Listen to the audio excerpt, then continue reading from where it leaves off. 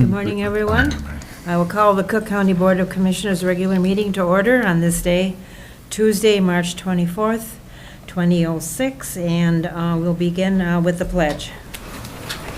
I pledge allegiance to the flag of the United States of America and to the republic for which it stands, one nation, under God, indivisible, with liberty and justice for all.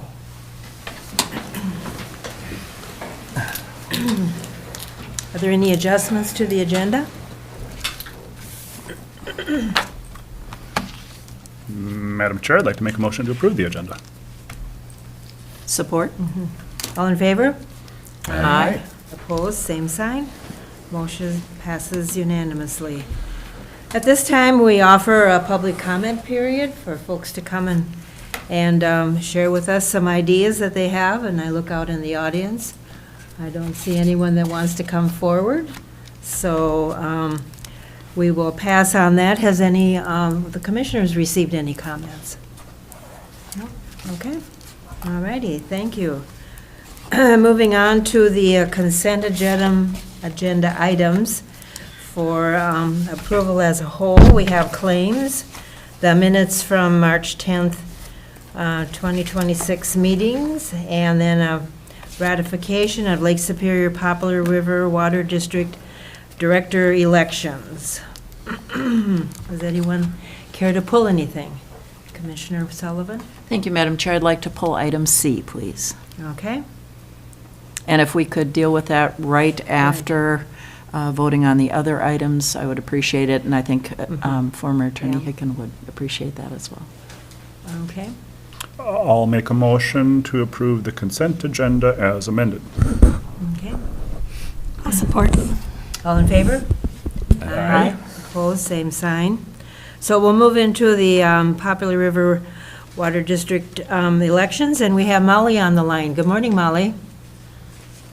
Good morning, Commissioners. It's nice to be in the room with you all again. Yes, it is. Thank you, Madam Chair. Go ahead. One of the questions I had, I reviewed the current law, or the Water District statute, and I understand that directors who are elected are water users based on their classification and water usage. But one of the questions I had was related to the 1854 treaty. And the 1854 treaty, as we all know, protects hunting and fishing rights as well as use of the ceded territory. And I wondered if there has been any discussion about potential representation by our tribal communities on this watershed, maybe something like a non-voting position or something of that nature. Thank you for the question, Commissioner Sullivan. So the Poplar River Lake Superior Water District is a utility district, not unlike some of the governmental service districts that the board has been discussing of late, or like a septic district. It's a very defined geographic space in which the neighborhood has essentially created a subunit of government to invest in utility infrastructure and distribute it to solely the property owners within that geographically defined district. I really appreciate this question. Of course, I had not thought about it before your question, Commissioner Sullivan, and I think it is something we need to think about. For this specific action in front of the board today, I'm not sure that there would have been an opportunity. Well, of course, there's always an opportunity to consult with the tribe, but the statute really doesn't allow for a director to be elected outside of these very strict definitions of water users. The other thing about the Lake Superior Poplar River Water District is that it is a public entity. It's a municipal corporation, not unlike the county board, in which any discussions that the directors have need to be within a public meeting.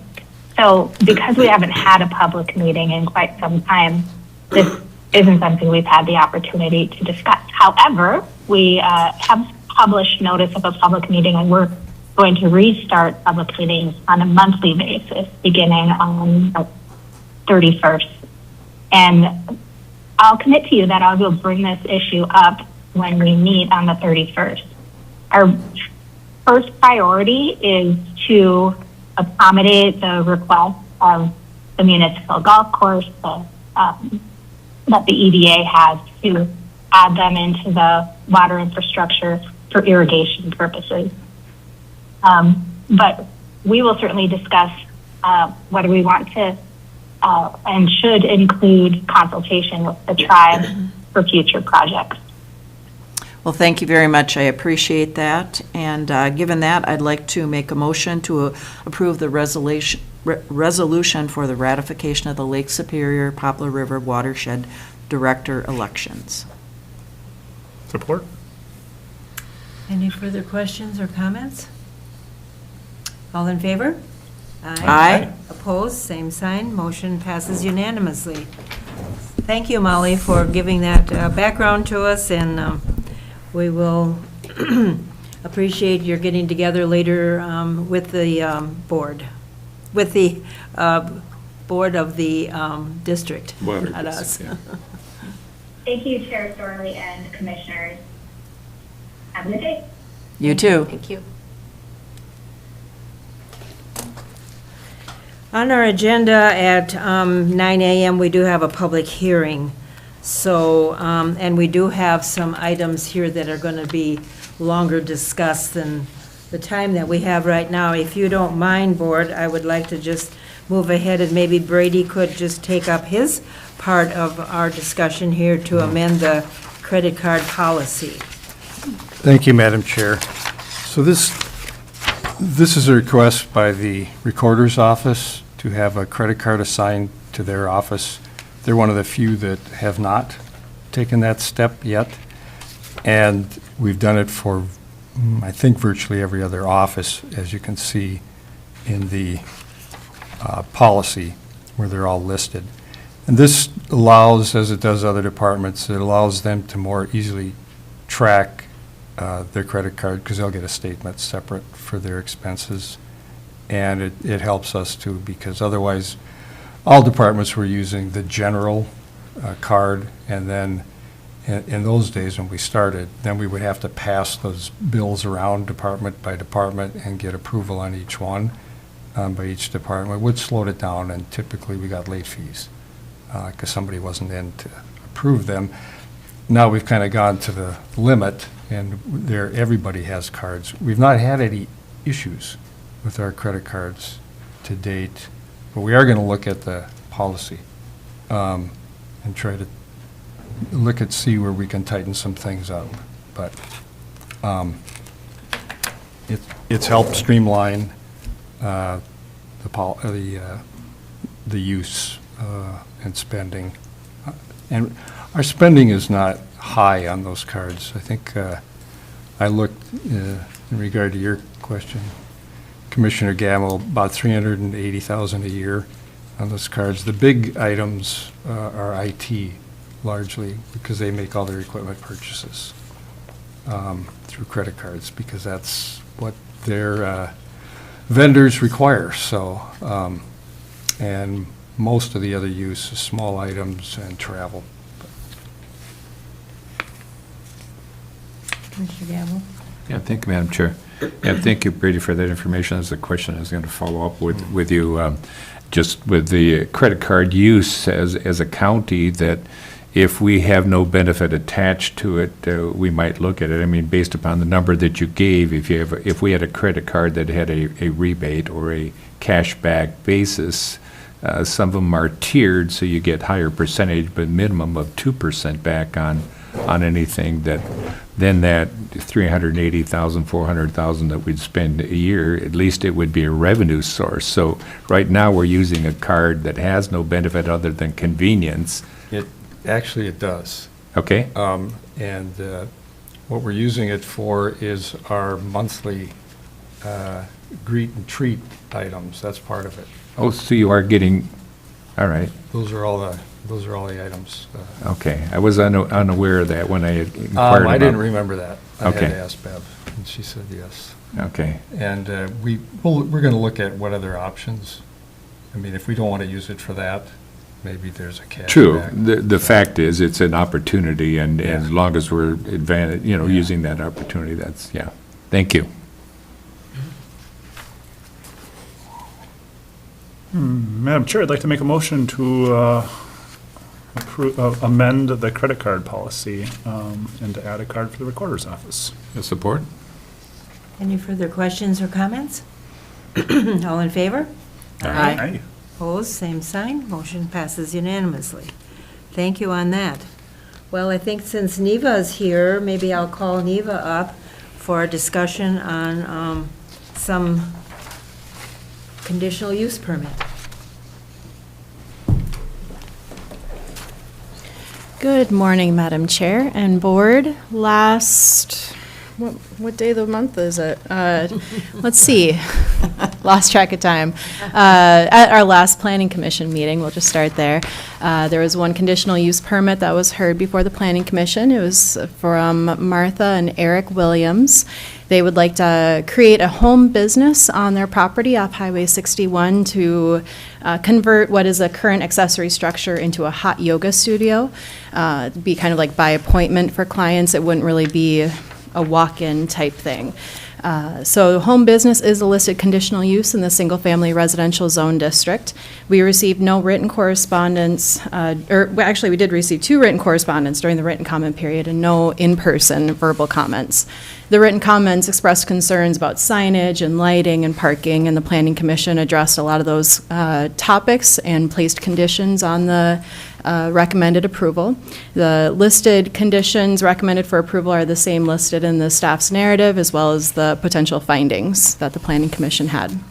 One notable feature of this property is it is a substandard lot, so we just kind of discussed the fact that they're converting a current structure into the home business is preferable rather than adding more buildings and impervious surface to the property. Overall, the Planning Commission felt like this was a really well-suited use of the property. Home businesses are listed in the Cook County Land Use Guide Plan, especially for this area of the county, as a way to help residents achieve their goals. And it was a unanimous recommendation for approval from the Planning Commission. Okay. Thank you on that. Any questions or comments from anyone?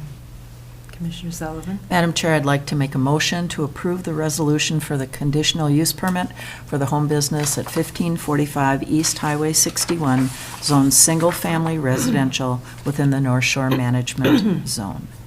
Support? Any questions or comments? Madam Chair, Neva, reading through the letters and then the narrative, it sounds like all of the concerns were addressed. I believe Based so. on the conditions, yeah. Thank you.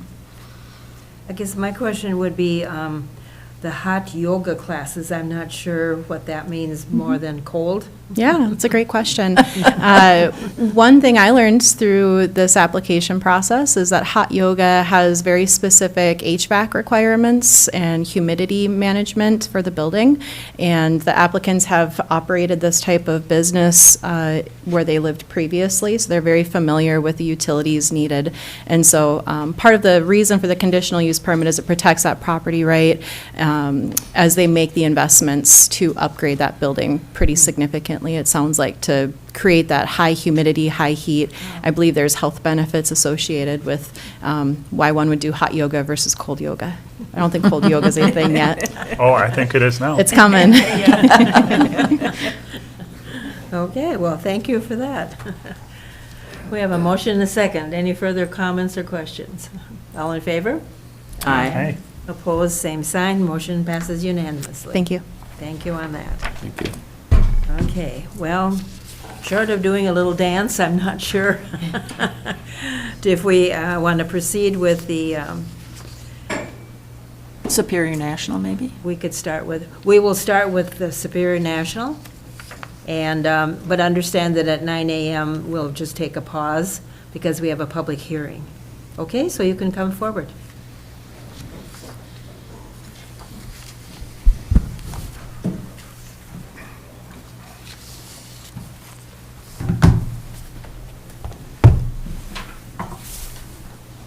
morning. Good morning. I'll turn it over to Administrator Treble. All right, thank you, Madam Chair, and thank you for being here. Peter Clishold and Mark Shackleton are here to talk about the EDA loan. So this is back on the agenda, as at our last board meeting, there was a board agenda item to approve a loan for the EDA using $200,000 from the County Reserve Fund. And we're here because that motion and approval was made pending the approval of the draft loan agreement. So we now have the draft loan agreement in the agenda packet, and I'll turn it over to the EDA. Great, thank you. Yes, on the 24th of February, this body approved to move forward with the loan pending the approval of that loan agreement. Loan agreement was provided to the county, to county attorney and treasurer and administrator. So I think next step is to discuss and ultimately approve the loan agreement as submitted. Commissioner Sullivan? Thank you, Madam Chair.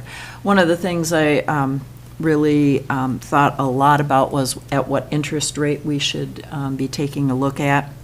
The Federal Reserve rate has varied from 3.5 to 3.75. Treasury yields were up to 4.2, and so I think that 4% just hits kind of a sweet spot for us, and so I really like that interest rate. I think it's very reasonable. Commissioner Gamble? Thank you, Madam Chair. Brady, do you know, I know it's been a while since we made any loans through the revolving loan, but do you know what the rate would be set at revolving loan? I don't know offhand. Okay. It's the 10-year T-bond, and then it's either 1 or 1.5% above that. Yeah. Depending on what, if it's infrastructure, it's 1% above that. I could take a quick look.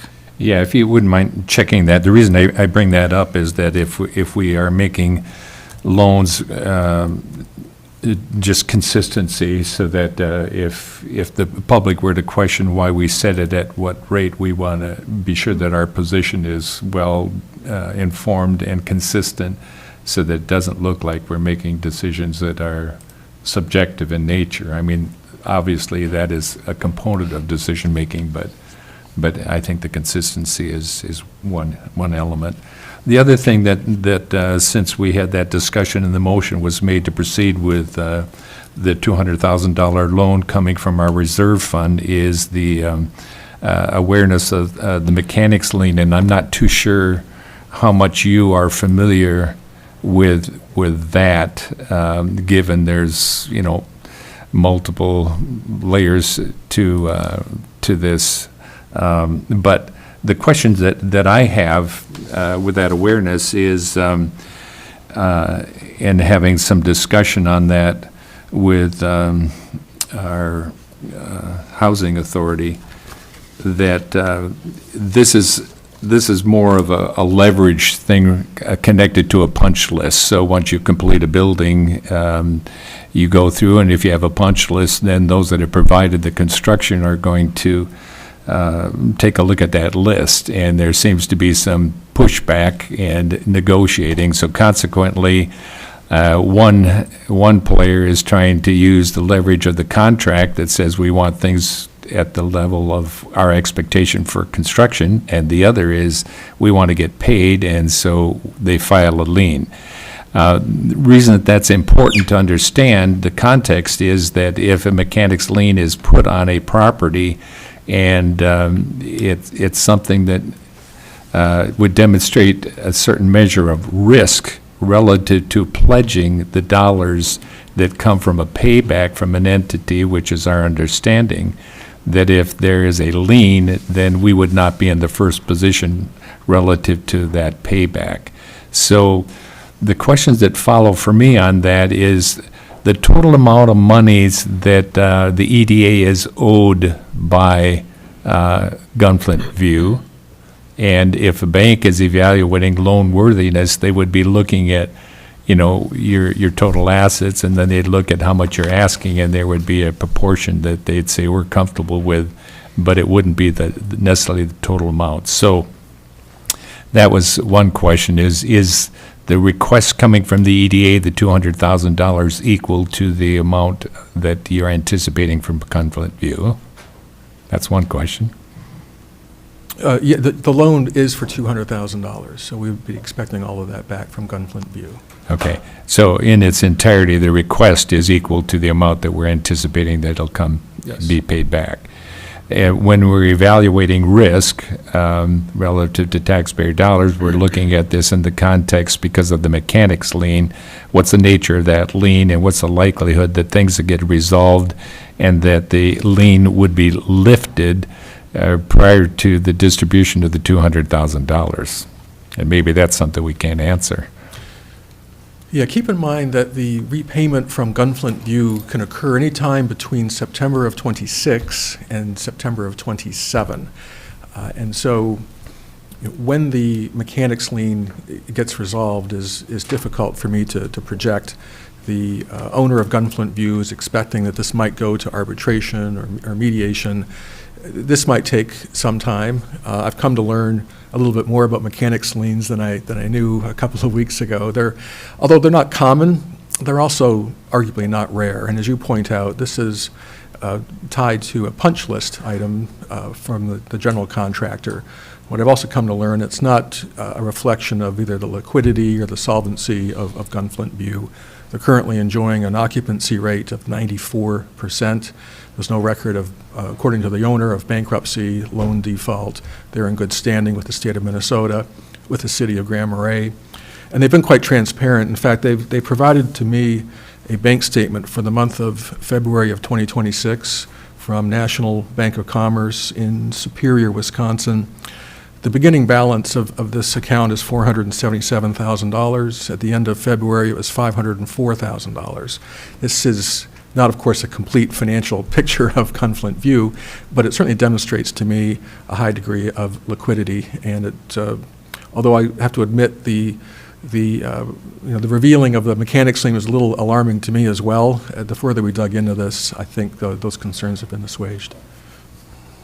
Thank you. And Madam Chair, as a follow-up, so obviously our stewardship responsibility fiscally with taxpayer dollars is to understand the context in which this money is made. So there can be an incentive to want to transfer ownership of the golf course, and our energies to see that happen might overlook some of the fiscal responsibility relative to the risk, given the fact that we have an entity that has this mechanics lien. So understanding the mechanics lien in the context of it, in a situation where a cash flow issue and liquidity would be different than when it's a punch list and two entities are trying to negotiate an outcome. The other thing I would say is that in the proposed loan agreement, this does get a little bit more complicated because of the relative nature of the family of governance in Cook County, meaning the EDA, the county, and whatever. And so anything that we do, given your budget is predicated on taxpayer dollars under the umbrella of the county, it makes it less, it's not as easy when you see anything that we do is actually shooting ourselves in the foot, so to speak, when we add additional accountability to an entity that ultimately we're responsible for anyway. But I think from the standpoint of practice, best practice, and building integrity in this document, given that you came before us and requested that the loan be made with the understanding that the collateral would be the payback from monies that you would get from Gunflint View, I would recommend that we would add an additional point to this, and that would be under security, which is point 4. I would recommend point 5, which is sole recourse. And the language in that point would be, the borrower further agrees that its sole recourse for repayment of this obligation shall be the specific collateral pledged under this agreement. Under no circumstances shall the borrower expect future county reserve funds or future levy dollars to be used to repay the loan. So what this is it's an assurance that what you have brought to us is the terms under which the monies would be granted, that we are just underscoring that, but clarifying in a document that that accountability and that course of action will be followed.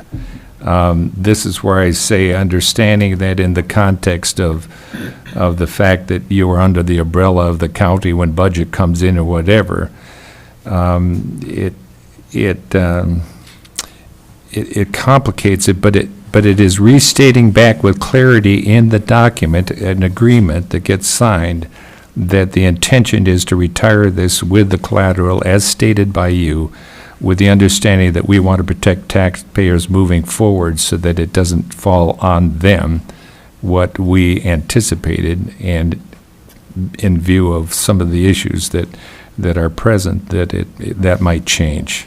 The reason I say that is that historically, if we look at enterprise in this community, that when those that propose different things come before us, they say this is how it'll get paid, and it doesn't happen. And if you look at the $4.5 million that was invested in the golf course, at that point in time in my term as a commissioner, we went through 3 drafts of a legal document to protect taxpayers, which is my sole intention at the time in negotiating that with Scott and others, that we protect taxpayers. As a result of that, the monies that have been paid to retire those bonds has been through the 1%.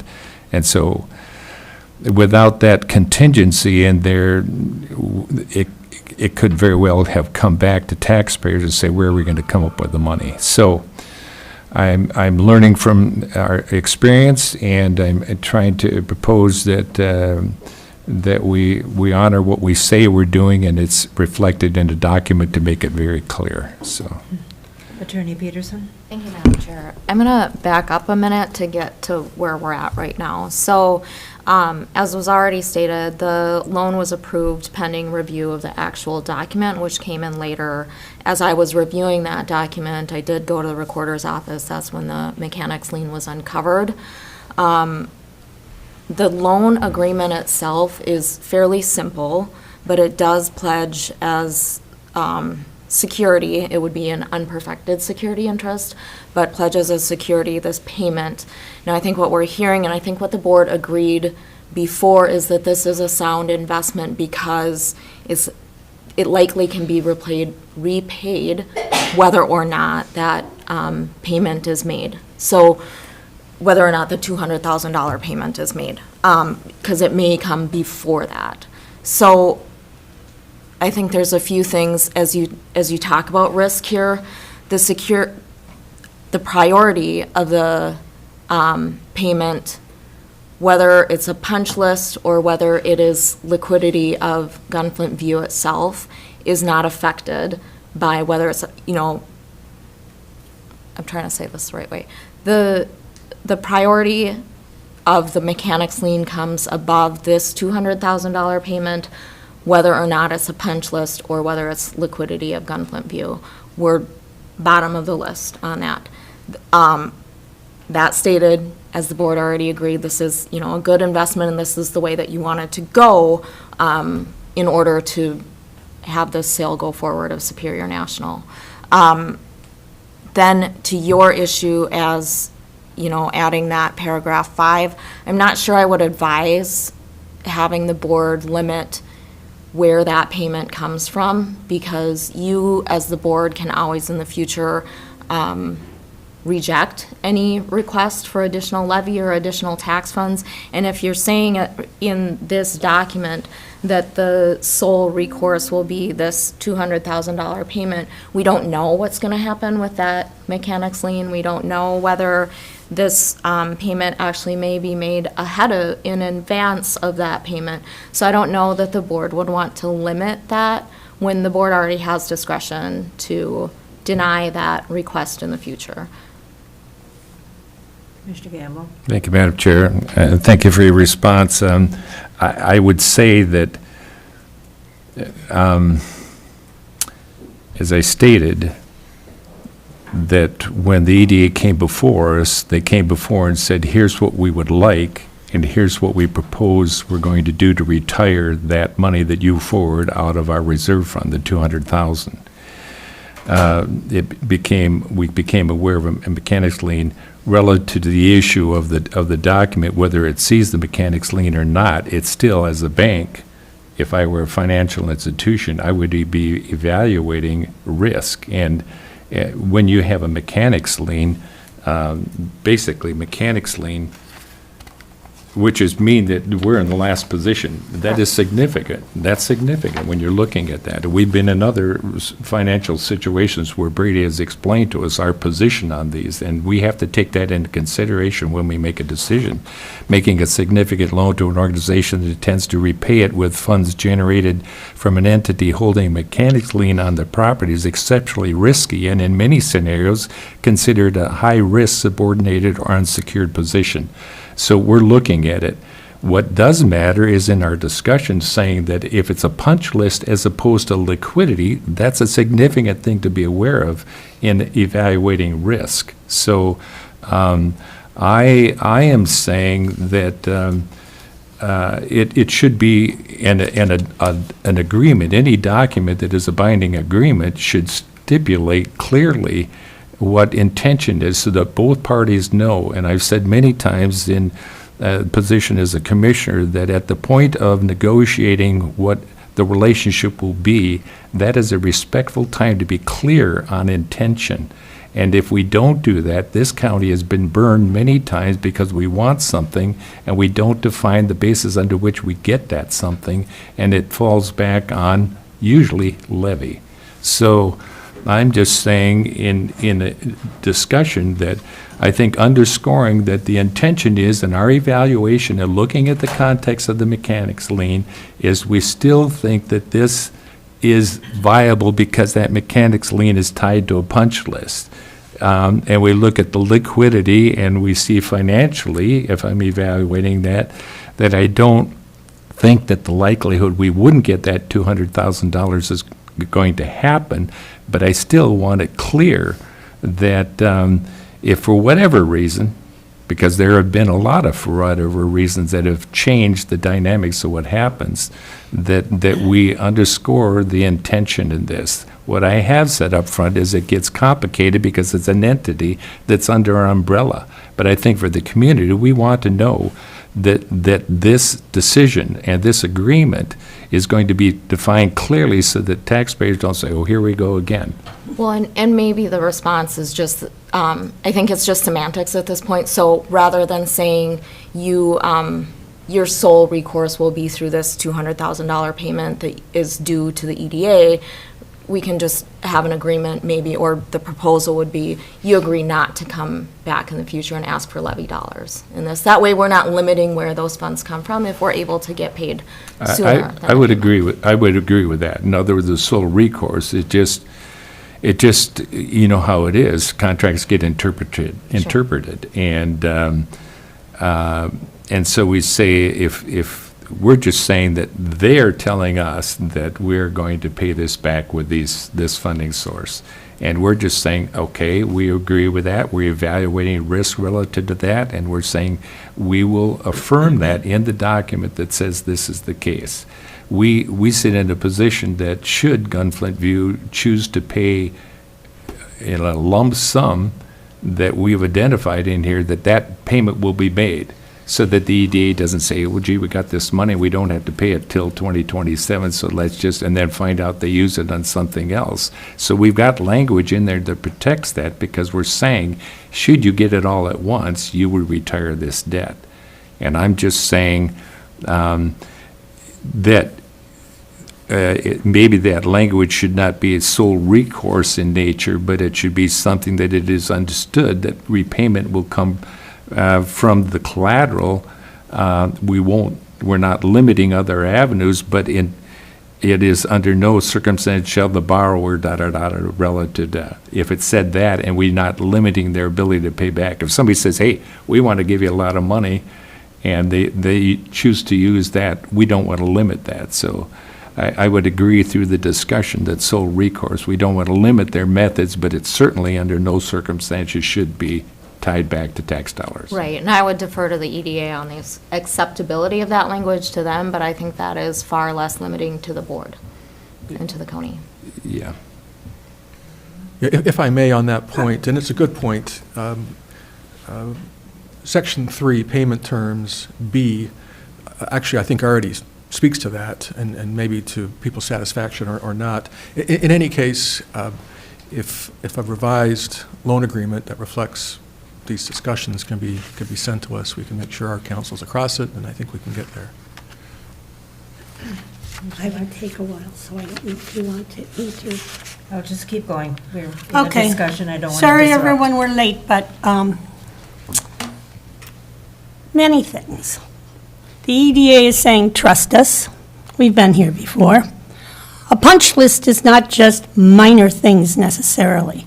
What is the amount of the lien for? $257,000. That's not a small amount of money that some contractor is owed.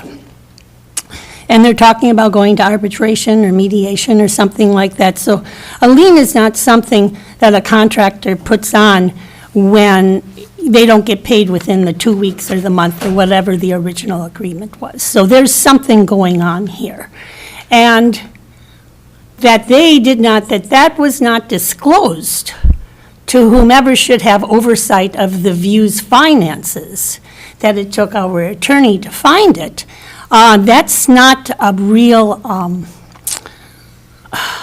trust-building situation. Liens happen when there's disputes over the quality of the work, quality of the workmanship, the materials, how it was done. I mean, I know this, and I know when you go to a lien situation and then you bring in the attorneys, and it can go for quite a while, even if it can go for quite a while. So I am not at all comforted by the fact that that the EDA says, well, they say they will do it, trust us, we'll do this. This is not a sound financial decision. If we were a bank, we would require that lien to be cleared before any money would be given out to them. And we owe the taxpayers that assurance that they are not going to be on the hook again. I mean, the numbers might all look really good at this moment in time. We might be told that the numbers look really good, and yet things happen. And so as we are the fiduciary here, we are in charge of keeping track. We are entrusted with making sound financial decisions for our taxpayers who have been on the hook in past projects. So just because it's a punch list doesn't mean it's insignificant. A punch list could mean that you need to get the locks on the windows. It could mean that the door is the wrong size or in the wrong place or whatever it might be. But this is a significant amount of money. And if it were $10, I would still say no. If there's a lien and we were not informed about that until we made the effort with our attorney, thank you very much, for finding this, then we're being played, intentionally or not. And that is not what we are here for. We are here to protect taxpayers. So, that's it. Administrator Trevel. Thank you, Madam Chair. So I also want to point out that if we don't move forward with this, with the EDA, there's a risk in the golf course not being sold. And so then there will be additional costs as we continue to be responsible and own the golf course. So I just want to make sure that that's part of the discussion as well. I think what I'm hearing from the board is that there might be interest in looking at this loan agreement again and adding additional language about what would be the recourse if the EDA did not receive the $200,000 from back on film view. So with that, I'm curious if that's the next step for us, is to go back to the table with the EDA, add some additional language regarding repayment in the event that they don't receive the 200 from the view, and if that's an option. Madam Chair, I would suggest, out of respect for the timing that we have, that we table this discussion and follow it after the public hearing. But I do think that is something we should discuss further.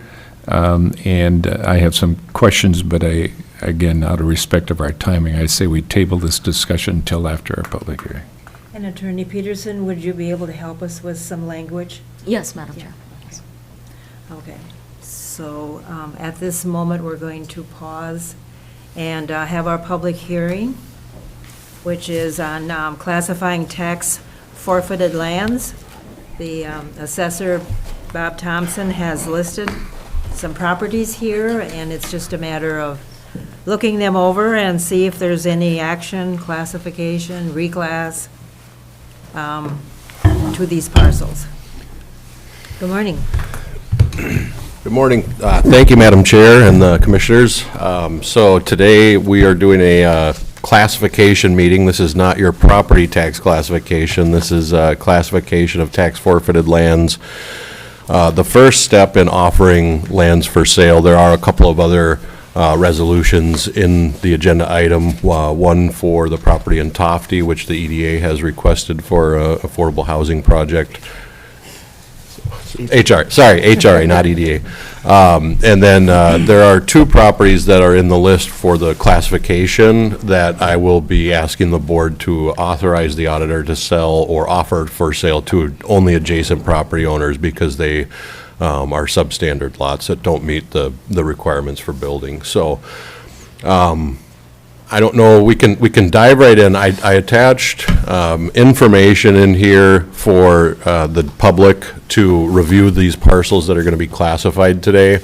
And I think the first step would be to offer public comment on this. Is that right? Mm-hmm. So I don't know if there was any members of the public that had planned to speak this morning. Is there anyone in the public who wished to speak to these items? Mark. Yes, sir. Would please come forward. And we'll have you sign in there by the microphone, please. Oh, maybe it's not. Good morning. My name is Barry Johansson, and I'm a member of the HOA that owns or holds one of these properties that are seeking to be reclassified. I'm here just basically to understand the process, but also to offer my support. Our HOA has been supporting this property for a number of years, which has put a financial burden on all the members. It's not doing the county any good sitting there unoccupied.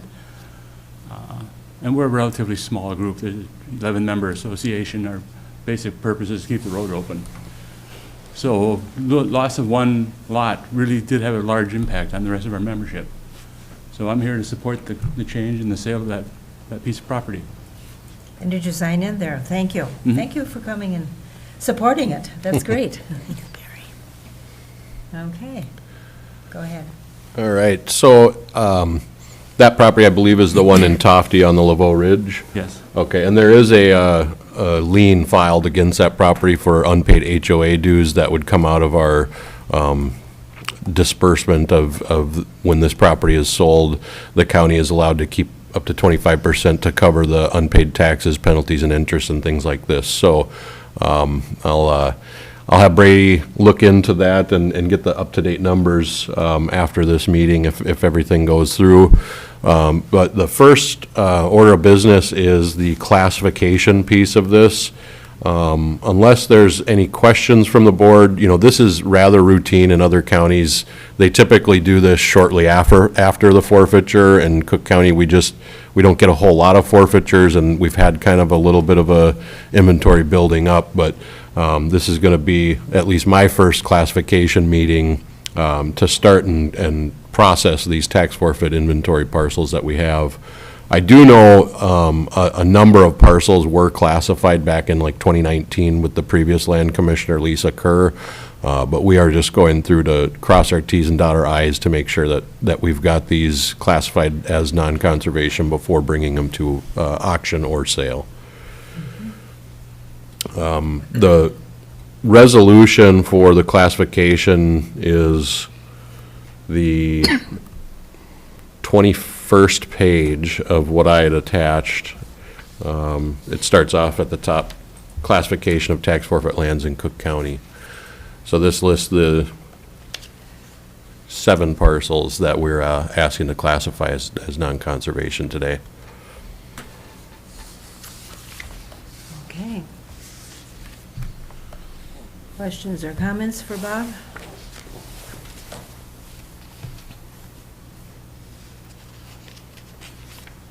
Madam Chair, is it time to close the public hearing then? Close Yes. the hearing? Okay. Hearing none, we'll close the hearing session. And how do you want to proceed?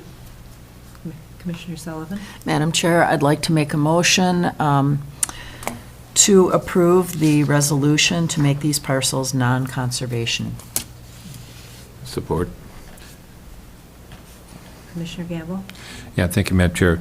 So, have you had, just curious, have you had any inquiries on these or anything? In other words, what was the impetus for you to start doing this? Just because we were building up and we need to do something, or because Jeff over here said, hey, we'd like to get this land, so let's do something about it, or whatever? But just curious if we've had any inquiries. It's a little bit of all of that. So since we put out the public notice of this meeting, I haven't had really a lot of outreach. I've had maybe a couple of calls and emails. Certainly a couple of these properties over the last 4 or 5 years, I've been receiving calls and interest about.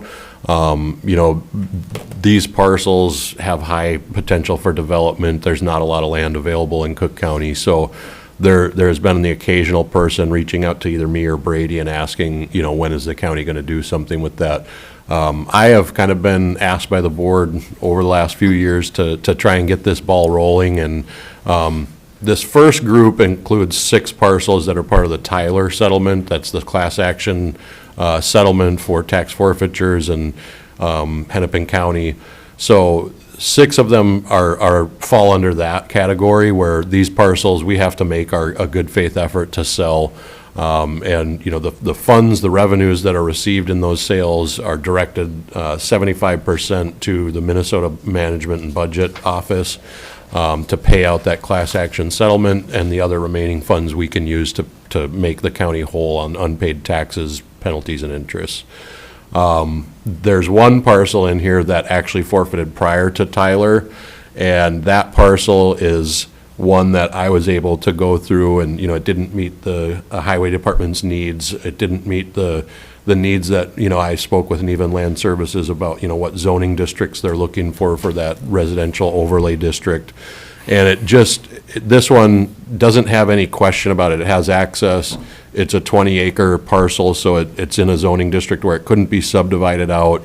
So it just came to the top of the list of, you know, this is one that the county could pursue a sale.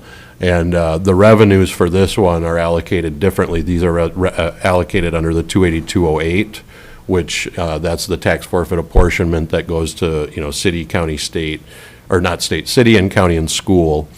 And the county can delegate or determine where they want those funds to go for the portions that they receive. There is a statutory requirement that, you know, a certain amount goes to the school district. This is an unorganized taxing district, or it's an unorganized township, so that portion stays to the county. And eventually it trickles down to where the county and auditor determine what to do with those funds. They would typically go into a tax forfeit fund balance to continue the tax forfeit operations and pay the land commissioner's staff. So, you know, in other counties, like I say, they're doing these sales a few times a year. They have much healthier budgets in that tax forfeit account. I know Brady does have some funds in that account currently, but that parcel is different than the other 6 where they fall into that Tyler settlement.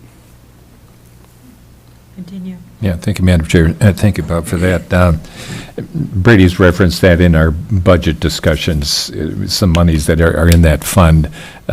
Just to be clear on this and for the public, that tax forfeited properties that sell, that revenue is defined by statute as to how it gets allocated. But I think as a board, it's important for us to understand that this is a mechanism that is another funding source, that if we're active on it in the context of what the statute provides, that it frees up some dollars. So I think we should just put a bookmark in there and know that as we go into this budget, depending upon how we see that. But it's another one of those buckets that we evaluate, and this certainly helps to fill that bucket up a bit, hopefully.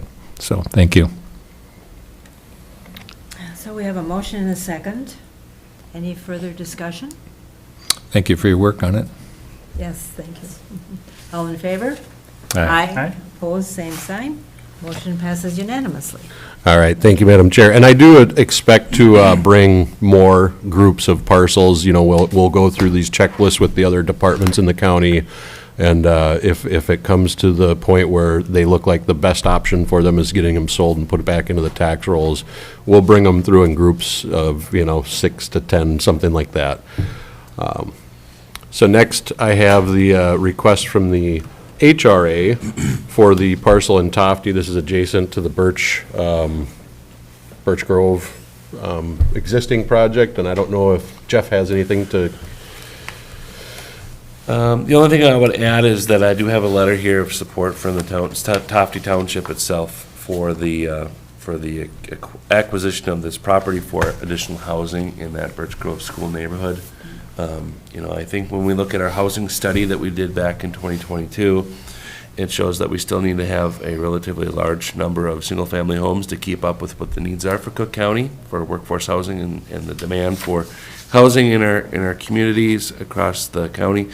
And so this will help us fit that need slowly but surely as we get to that magic number that we need to have for workforce housing in Cook County.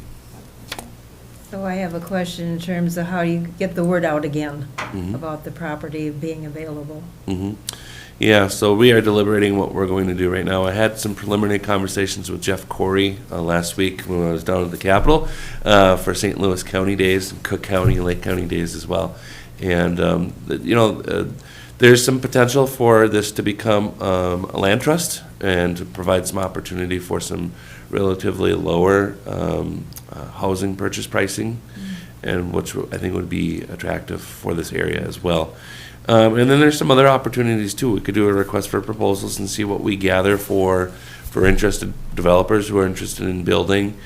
At the end of the day, our goal is to have a target build date of somewhere in the early part of 2027, so about a year out from today. And so we're still looking to get all of our ducks in a row so we can get back to the table and start building and framing houses.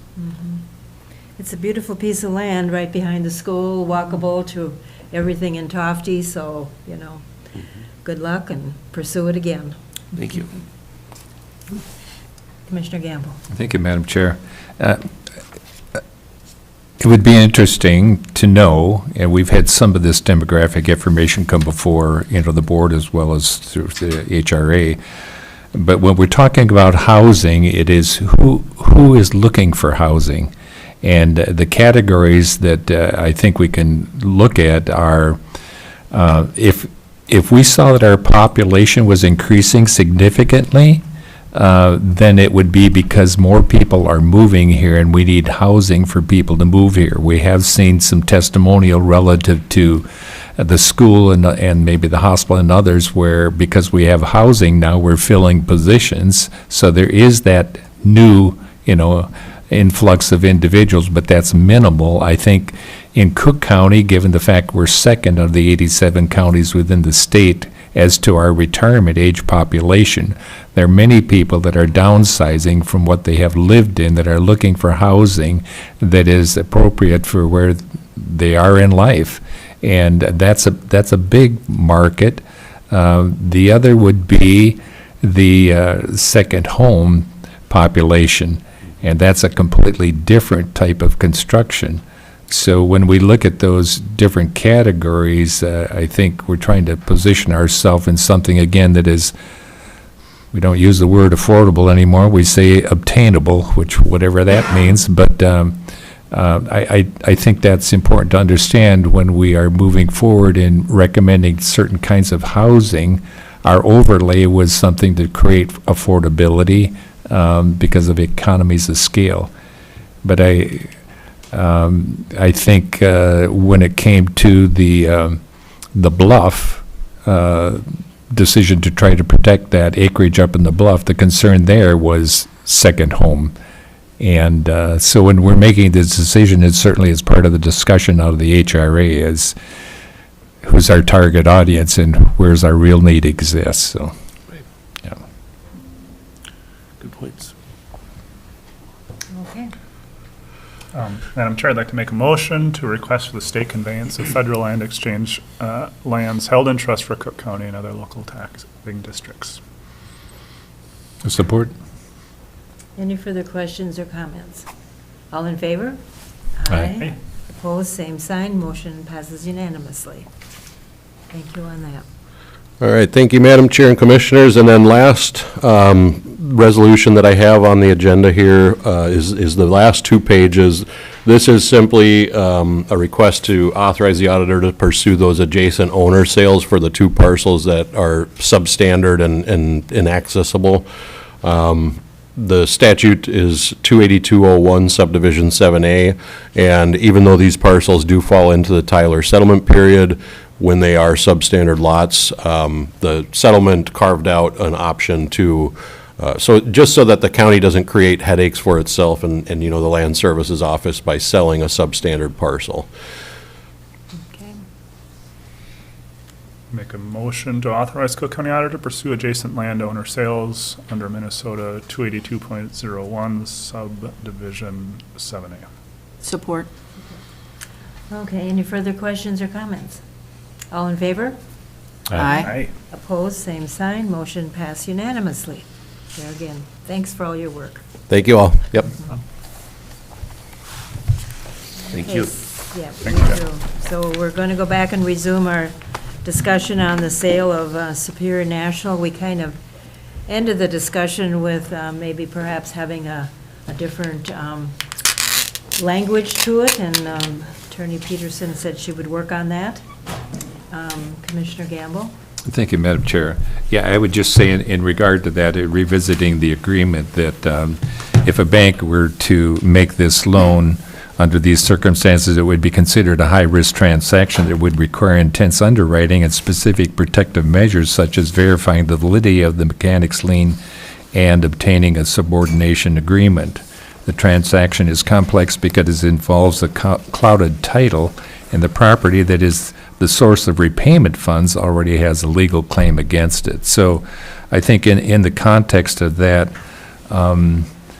as our attorney has expressed, that it's a very simple document. In fact, when I got the packet and I was looking and I got that, and so I was expecting to scroll, you see you got 125 pages in the packet. How many are taken up by that legal document? And it was basically 2 pages, but one was a signature page. So I think our stewardship responsibility from the fiscal standpoint is to make sure that it is a document that is clear, working in partnership with the EDA to make sure that we can move forward on this. I think one question that I would ask is in the discussions, to the extent that they're happening with the prospective buyer, how much is that individual aware and how much is that individual demonstrating both the patience and understanding in us going through this process?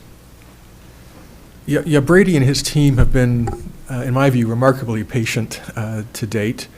We're looking now, though, at a potential closing into the summer, into the months in which Brady would expect to be generating revenue. So how long that patience remains in place, I suppose, is an open question. But to your question, to date, quite patient. Understanding, I think, up front that he was buying this business, this property from a public entity, and that there were going to be complications involved with it.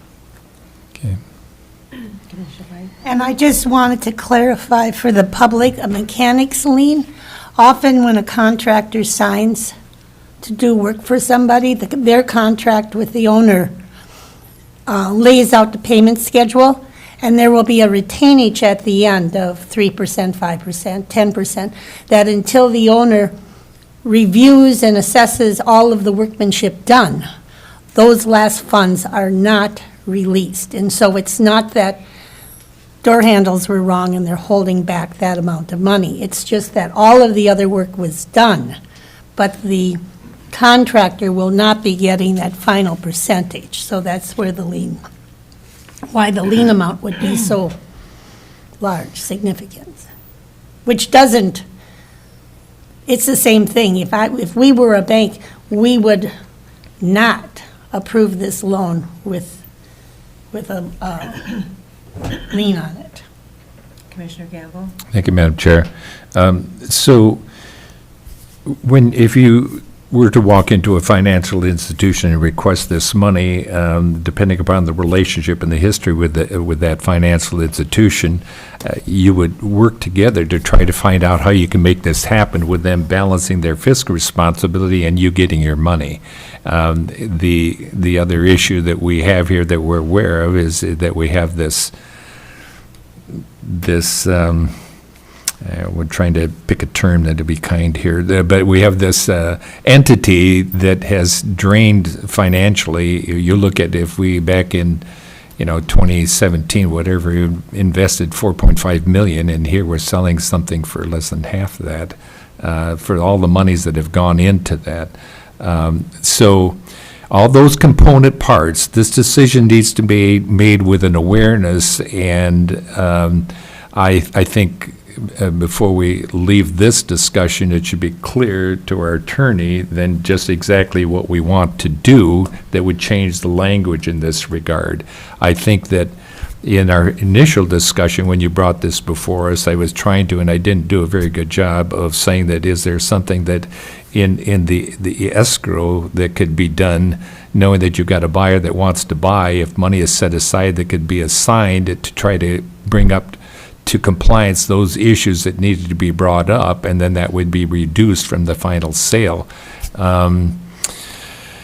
Part of the complication is that historically we know that the operations at the golf course during this time of year need to be floated, and so we're looking at cash flow to be able to fund those, and that's a fuzzy area relative to seeing things that actually get done, like in the septic and other things. But the other thing that was suggested is that there's $200,000 that are levy dollars that was part of the EDA's budget that could go to help businesses.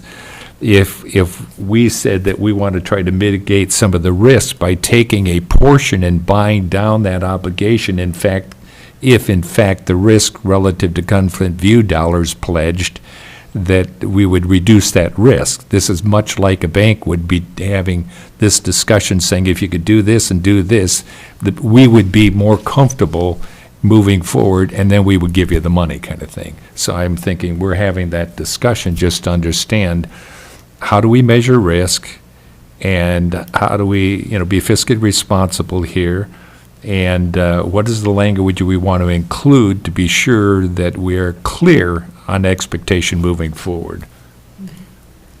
And a bank would require, if they were to go through with this, they would require additional collateral, like put up your vehicles or put up your forklift or something, and we'll go through with this now.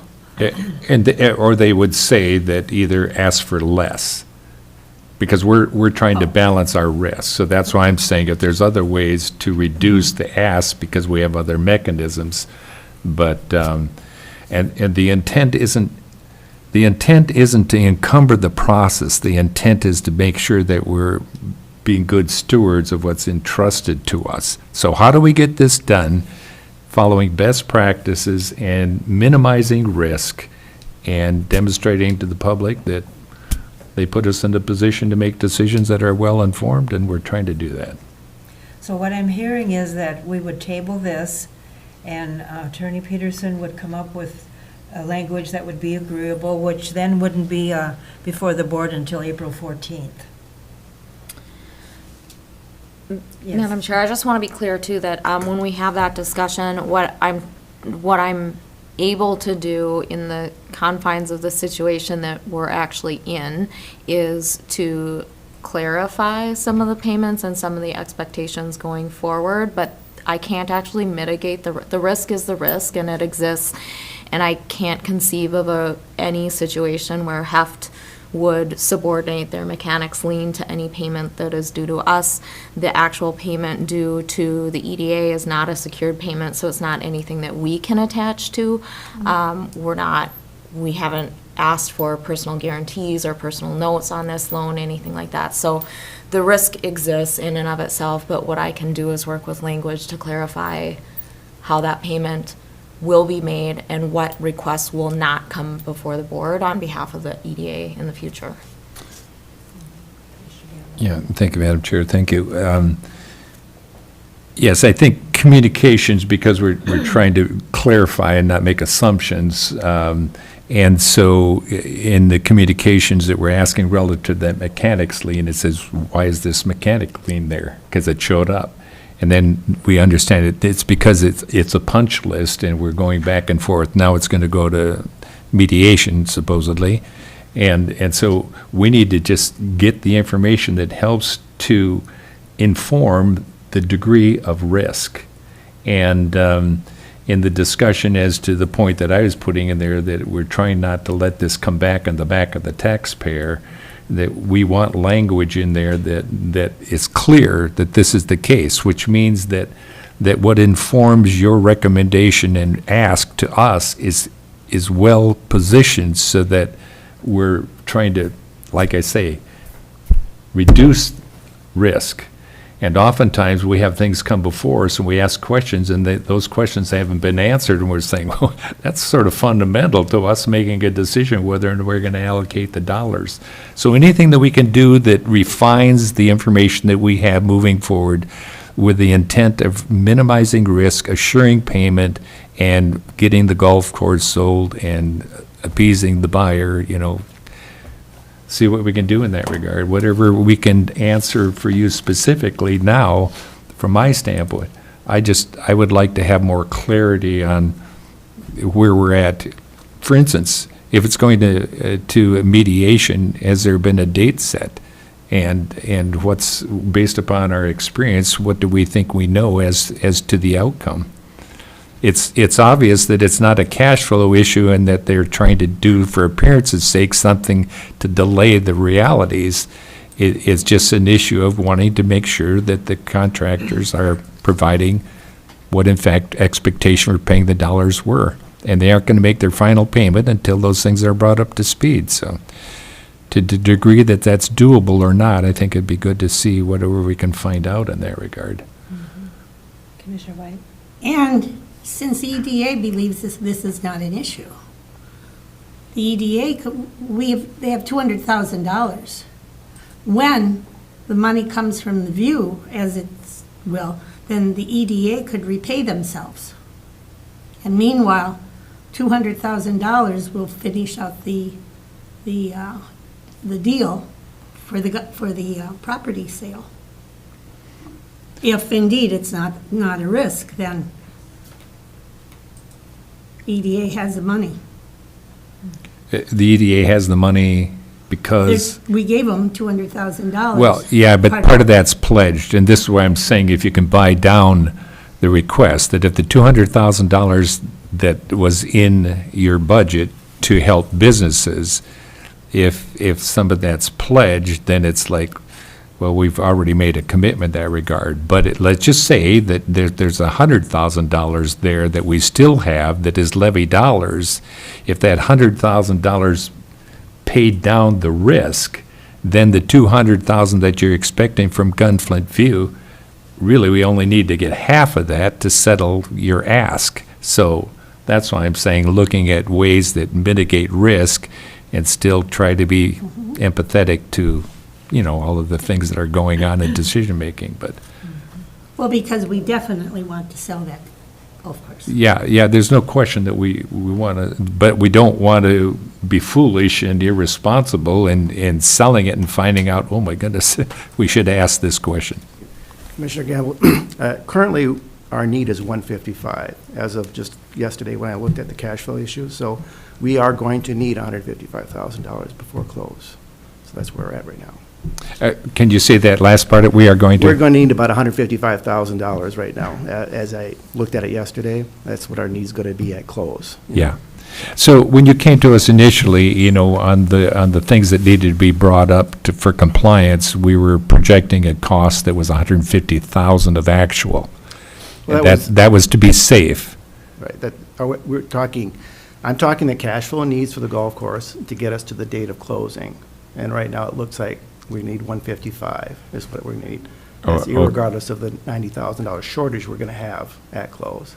So, Right. so that's, I'm sorry, that includes the $90,000. You're talking about the Yeah, operations right, aspect. the operations and the negative 90 at close. So let me ask this question. When you look at your budget that came before the board and was approved, $200,000 that went in there for business, Right. that $155,000 need is not looking at using any of those funds that were No, it's designated not. for. We have about $113,000 left in that business development fund. We already granted out 87 plus of that. Okay, those are grants that were That granted, we've- not yeah. for operations. Correct. Yeah, yeah.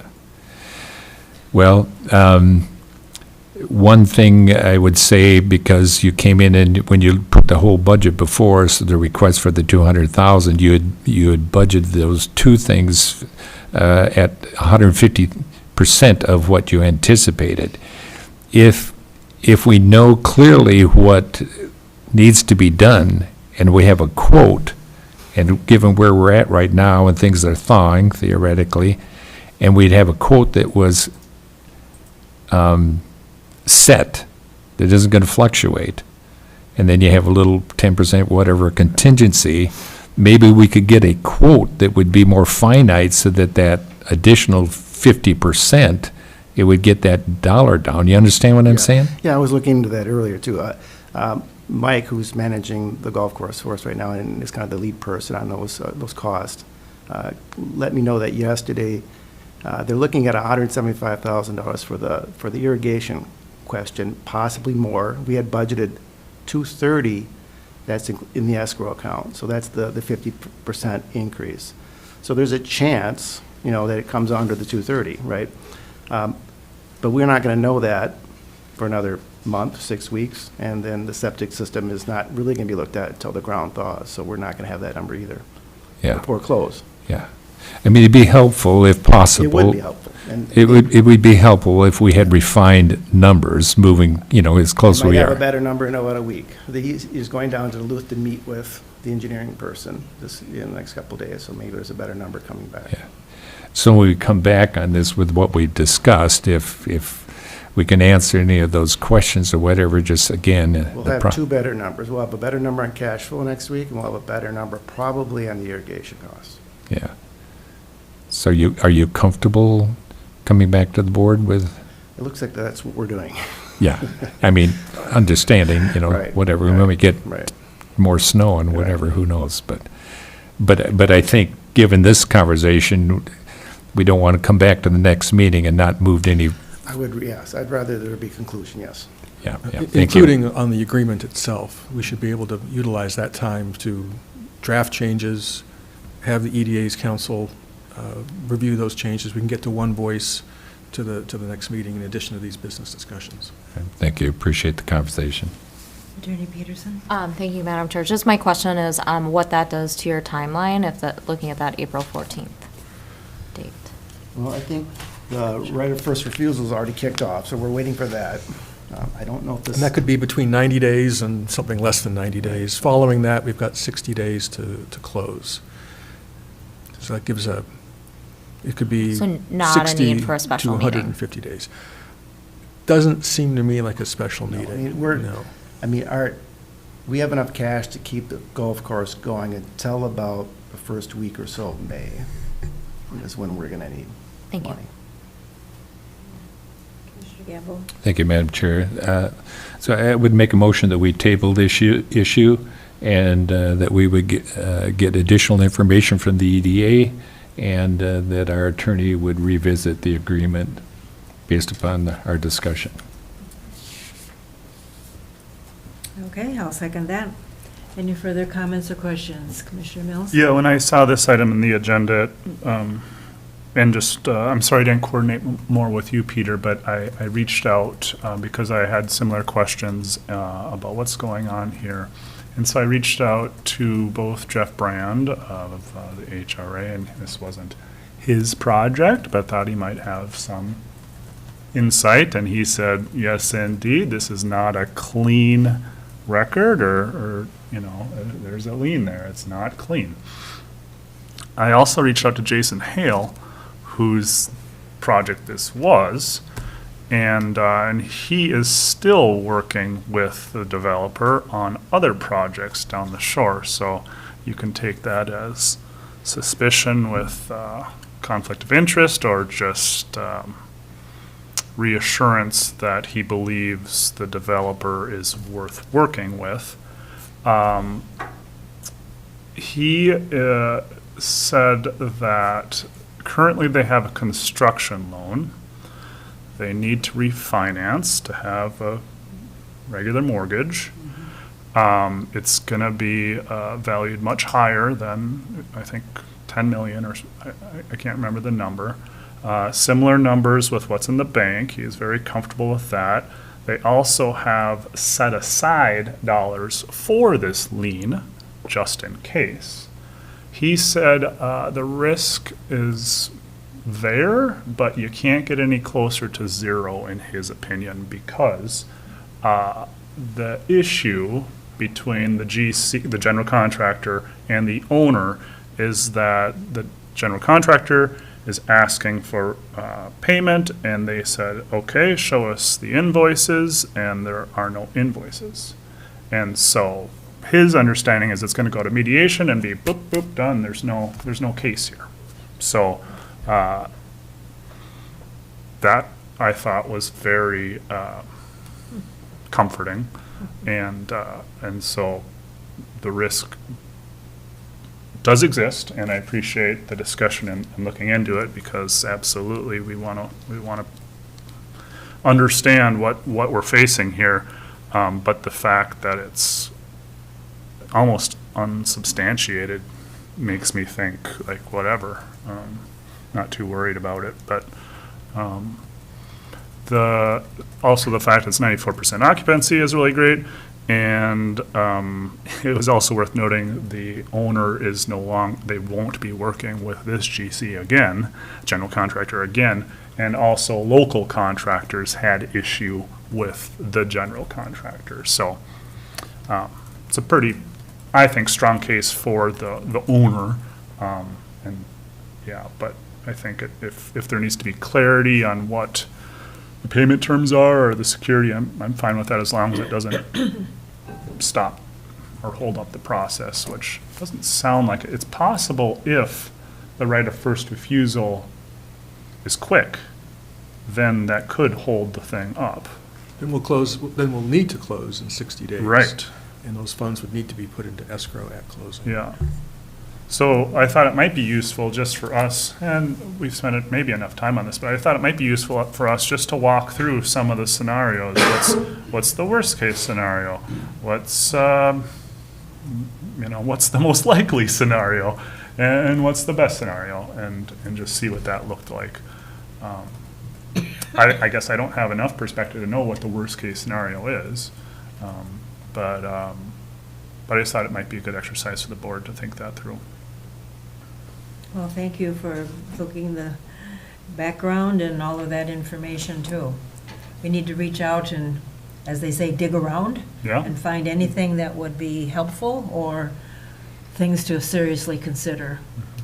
Commissioner Gamble? Yeah, thank you. Thank you, Commissioner, for the information. I'd call Jeff, and this is rather convoluted, multiple players in this, but anybody that can help inform and get perspective, that's good information. And I think just foundationally, the most important thing to take away from this is that we are working in partnership to try to accomplish what we all hope for.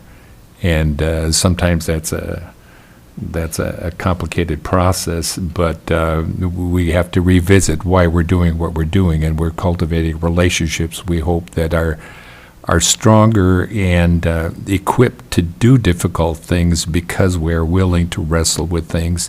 And so we're multiple players, and certainly the public is at the forefront of that and understanding that we're trying to do this right. So I appreciate the time and the conversation, and hopefully we can have things come together so that we can speak to all of the concerns that have been raised, and with our administrator too, what's the risk? If you're looking at risk, worst case scenario is that the monies that would pay back the loan don't happen. That's the worst case scenario. Likelihood is what we're trying to measure, so, thank you.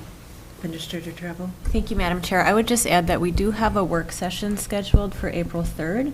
So if we are able to resolve this before the 3rd, we could perhaps schedule a special meeting sometime during the 3rd and address it then. I think it would be helpful to hear from the EDA what happens with the first right of refusal if you do hear back, and we need to try to expedite this and get this done by the 3rd. I think that might be an option. Okay. So we have a motion and a second to table this with further information. Any further questions or comments? All in favor?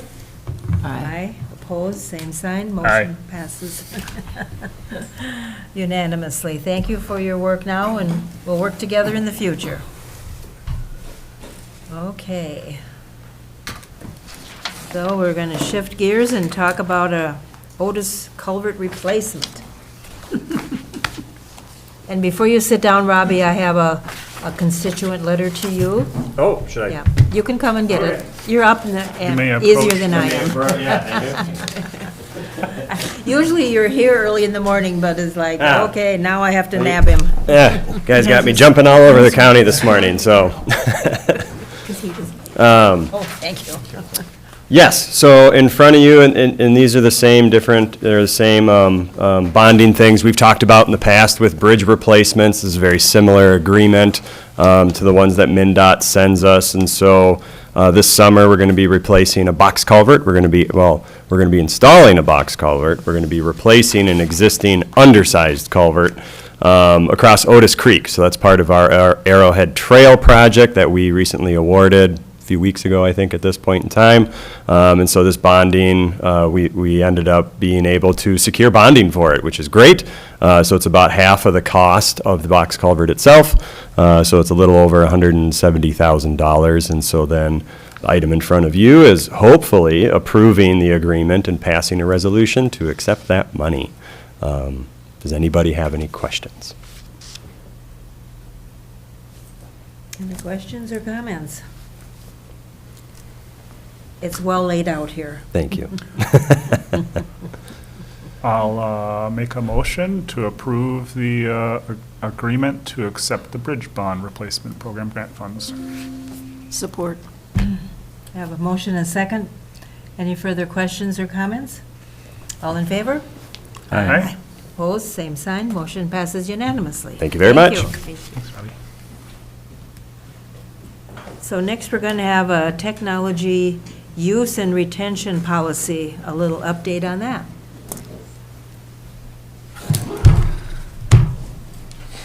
Good morning, everyone. Morning.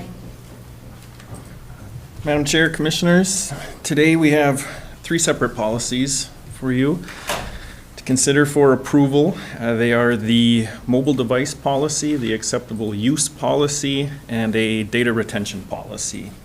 The mobile device policy and acceptable use policy are updated versions of existing policies, and the data retention is a new policy that sort of lays the groundwork and framework for larger data retention processes going forward. It made sense to do these all at the same time. I usually wouldn't throw 3 policies all at once, but they had components of them in each other, and it needed to be kind of cleaned up and also represent a lot of the changes that we've made around technology and the practices. Some of the old language that had to do with email retention was prior to cloud and doesn't address the cloud storage that we lean on so heavily. So there's a lot of different reasons why we wanted to make the change. Timing was another one. These policies have been, the MAT team had the chance to review these policies. And prior to that, they were informed by conversations with Administrator Treble and also County Attorney Peterson. And kind of collectively, they established minimum expectations and standards for the use of county technology resources, obviously mobile devices, and the retention and deletion of electronic communications. So kind of go through some of the general implications of each policy and then open it up for questions. The mobile device policy, again, it's been updated from the existing version and priority to reflect changes in how MIS manages mobile devices in coordination with county leadership and department supervisors, but also to change the language to improve the long-term applicability of the policy itself. So to the long-term applicability, we pulled out language that is specific to software or tools that we used, where when you change that, now you need to update the policy. Specific dollar values as well as related to reimbursement. We tried to cap it in a way that makes sense, so again, that policy will age well without needing to continually update it and not need to do so much maintenance on the policies that we have. The coordination piece, each department that we have is different and has different needs, so there are different levels of security risks associated with the data that they handle and different needs for that. And so the policy is intentionally written in a way that allows us to be flexible enough between county leadership, department leadership, and MIS to balance, the risk associated with having devices on mobile data and practices, while still remaining flexible enough to create some cost-effective efficiency for those individual departments. And so that's really the intent behind the way that the mobile device policy is written. Our acceptable use policy has been updated to provide clearer expectations for the appropriate use of county-provided technology resources, but emphasis on county-purchased data storage. That was kind of ambiguous in the last policy. And the use of county email. And the transition to .gov that we've done and continue to move through here also really provides a timely opportunity for the establishment of this clarification, right? All staff need to change their county email everywhere anyways. And so making it clear that in the acceptable use policy, using county email for personal accounts is not what we want to see. It's a good time to do that. You have to update the policy, you have to update the email anyway. And if you by chance have it on any personal accounts, Gmail and all the other ones are free, and this is a great opportunity to make that change. And the reason why is it exposes us to unnecessary amount of risk. And so when you have a personal service and that service is compromised for whatever reason, now that county email and maybe a password that somebody reuses or something like that is exposed unnecessarily. So a lot of different reasons why, but that's at the heart of changing the acceptable use policy. And then our retention policy, it's, as I mentioned, a framework and a foundation for larger data retention policies going forward. We're putting in kind of default or baseline timelines for when email, Teams, OneDrive, SharePoint, the cloud storage that I mentioned, will be deleted automatically without making changes. And we're building the tools to allow each department and staff to retain things as they need to, whether as makes operational sense for them, they need these emails for clarification and things, or are required legally. Certain different departments have different retention requirements for different types of data that they handle. But it's important for us to have some sort of retention policy and kind of drive people to be active and try to clean up the data for a lot of reasons. And I'll just quickly go through some of those. And so ensuring that we have retention records in a policy means that those records are going to be required for timeframes that they're needed to be and disposed of appropriately. They improve our data management, reducing clutter, making information easier to find, lowers our storage costs. They also reduce the operational burden associated with data risk or data requests, right? So if you have that data and it's requested, you have to provide it, whether you actually need that data or not, or it's relevant. Finally, they limit risk by minimizing unnecessary data exposure and ensuring outdated or sensitive data isn't retained longer than it needs to be. So for all of those reasons, it's important that we start working towards kind of an organization-wide retention process and policies. And this policy, as I mentioned, is just kind of the first step in making sure that there's some defaults put in place, and then MIS intends to, well, you back up. The recommendation in conversations with Administrator Treble and Attorney Peterson were that should this policy be approved, we'll have a 6-month transition period. And during that period, MIS is going to be providing a lot of documentation on how you can retain different pieces of data in your email, in SharePoint, in the impacted areas. And we'll be hosting Q&A sessions, and then also just sort of generally be available to meet with staff on as a needed basis, so that, you know, we're not going to put anybody in a bad spot on this. And we're driving this, right? So it's us. There's no deadline or requirement. We think 6 months is appropriate, but as we get into it, if that turns out to be 6 years. No, definitely not that. But we can be flexible on this, and so yeah, I think we're in a good spot to do this, and it makes a lot of sense.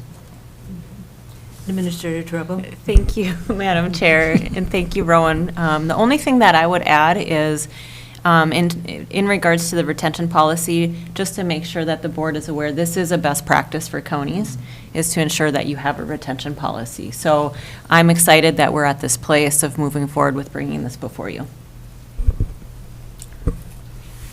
Any questions, Commissioner White? Does this also cover the retention on YouTube of board meetings and everything else? It does not. And so, again, this is the beginning of larger data retention processes, and this policy is limited in scope to email, Teams, SharePoint, OneDrive. But the intent, as we go along, as we make this transition and get comfortable with it, we will prioritize other services and amend the policy and add processes to meet the same ends on other sets of data that we have. Okay. Commissioner Gamble. Thank you, Madam Chair. Thank you, Rowan. Question I have is, with these changes in policy, and as Administrator Treble has expressed, that these are best practices, which is always a feather in our cap. So to the extent from your department and the county overall, does this make your job easier or more complicated? I mean, clarification is important, but sometimes the additional babysitting that is included, it can be a bit overwhelming. So the question is, just from your perspective in looking at this, how do you respond to that? It's a good question. I appreciate it. I think it will be an added level of work for us, especially initially within that 6-month period, right? We're having to figure out how to develop these processes that make sense for so many different departments that have all those different needs and requirements and use cases related to data. We'll be doing those Q&As. We'll be spending one-on-one time with staff. You know, it's a new thing, trying to teach them different ways to potentially manage their email and how they do things differently than they do now. And I think there will be a level of added work long-term as well, but to do this minimizes risk and overall burden for the whole organization. And so we see value in it there, that once we get to the point where we're no longer keeping, every email for the last 20 years, or we're not deleting anything that ever gets created in Teams or SharePoint, and the risk that that exposes us to from just accidental to, again, the burden of data request, having to provide all that information. Data requests, you know, they're not always made in a way that is sensitive to the work that it might create for the agency that they're requesting the data to. And so if somebody says, you know, as an example, I'd like to see every email that Sheriff Eliason has ever wrote. Well, he's been here for a long time, and there's potentially sensitive data in there that's going to need to be redacted. And so somebody needs to go through all that and do that. And so that's just, you know, as an example of where the operational burden can really be painful for the organization. Commissioner Mills? I was just wondering, on that note, if we might want to look into developing a policy or better procedures to help with data requests, to help maybe educate, maybe not, but just try to filter, help the requestee, person making the request, Yeah. help them filter what they're really looking for, you know, if that can help us as well as the public.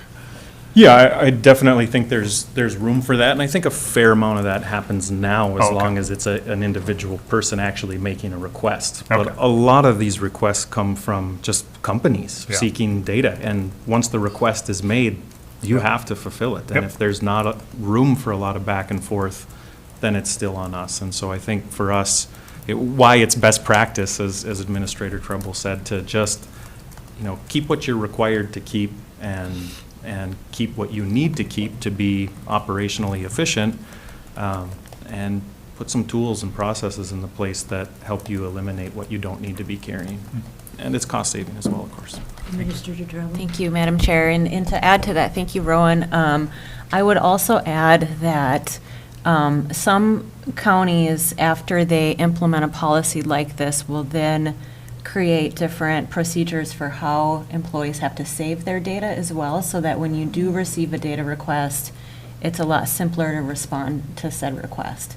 So I do think this is the first step in this, and that we can work with the directors and the department heads on, you know, how do we want to make sure that we're maintaining our data that helps us to respond in the best way that we can for both the person requesting the data, but also from our perspective, so that we're not spending a lot of unnecessary time.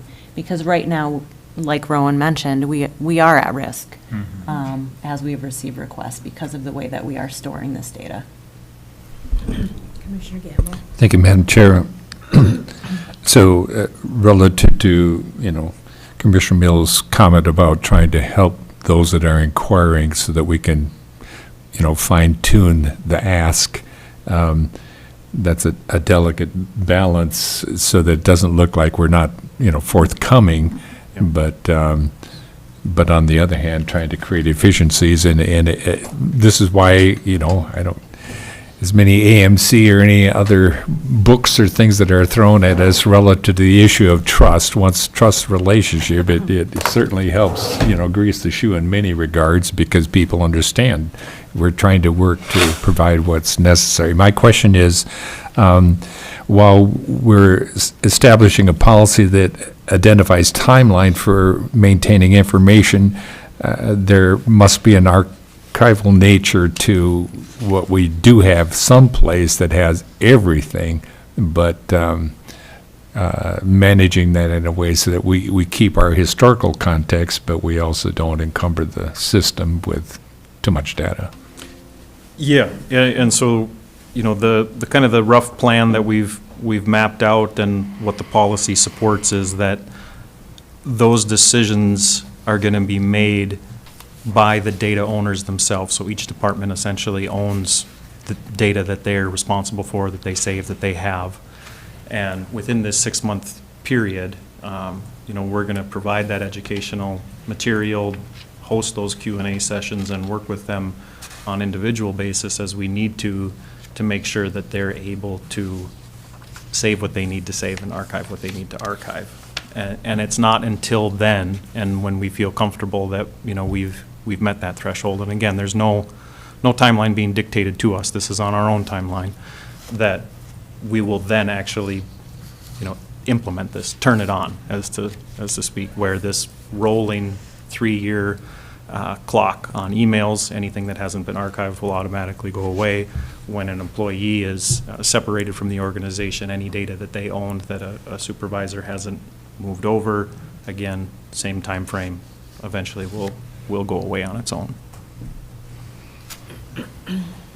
Commissioner Mills? And, my lens is just how I use technology, right? So I don't know how all staff is gonna be, and I know OneDrive and SharePoint is probably has much higher use with staff than with me. I archive everything just in my inbox, and so that's gonna be something to go through, I guess, here now, finally. But I was just curious about like OneDrive and SharePoint, like how do those